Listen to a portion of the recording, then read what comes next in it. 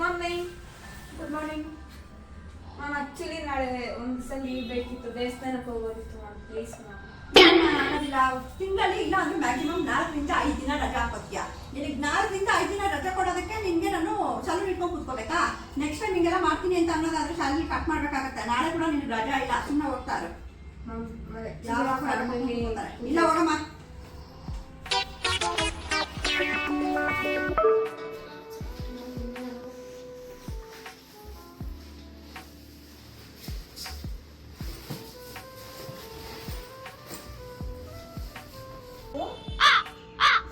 Important function ಇತ್ತು, ಆದ್ರೆ ma'am ನೋಡಿದ್ರೆ ರಜಾನೇ ಕೊಡಲ್ಲ ಅಂತಾರೆ.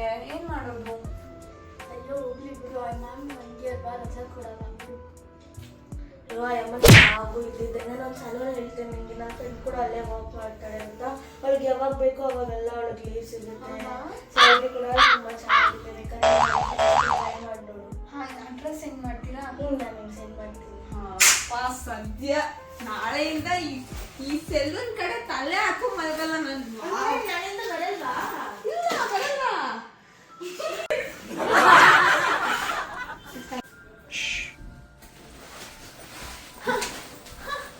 ಮ್ಯಾಮ್, ನಾಳೆ ನೀವು ನಂಗೆ ರಜಾ ಕೊಡಲ್ಲ ಅಂತಂದ್ರಿ ಅಲ್ಲ, ನಾನು ಅದಕ್ಕೆ ಕೆಲ್ಸಕ್ಕೆ ಬರಲ್ಲ ಮ್ಯಾಮ್. ನಾಳೆಯಿಂದ I am done with this salon ma'am.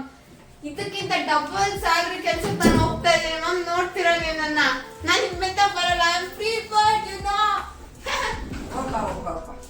ನನಗೂ ನೋಡಿ ನೋಡಿ ನೋಡಿ ನೋಡಿ ಸಾಕಾಗ್ಬಿಟ್ಟು 3 ದಿನ ಮಾಡೋದು, ಅಲ್ಲಿ ಅಡ್ಜಸ್ಟ್ ಆಗಿಲ್ಲ ಅಂತ ಮತ್ತೆ ಮೇಡಮ್ ಕೆಲಸ ಕೊಡಿ ಇಲ್ಲೇ ಅಂತ ಬರೋದು, ಇದೇ ಆಗೋಯ್ತು. ಒಟ್ನಲ್ಲಿ ಹೆಂಗೋ ರಜಾ ಬೇಕು ನಾಳೆ, ಏನೋ ಒಂದು ಕತೆ ಹೇಳ್ಬಿಟ್ಟು ಹೋಯ್ತಾ ಇರೋದು. ಅಯ್ಯೋ ಸದ್ಯ ಪೀಡೆ ತೊಲಗ್ತಲ್ಲ. ಈಗ ಅಲ್ಲಿ ಕೆಲಸನೂ ಇಲ್ಲ, ಏನೂ ಇಲ್ಲ, ಸಲೂನಲ್ಲಿ ವರ್ಕು ಇಲ್ಲ. ಏನೋ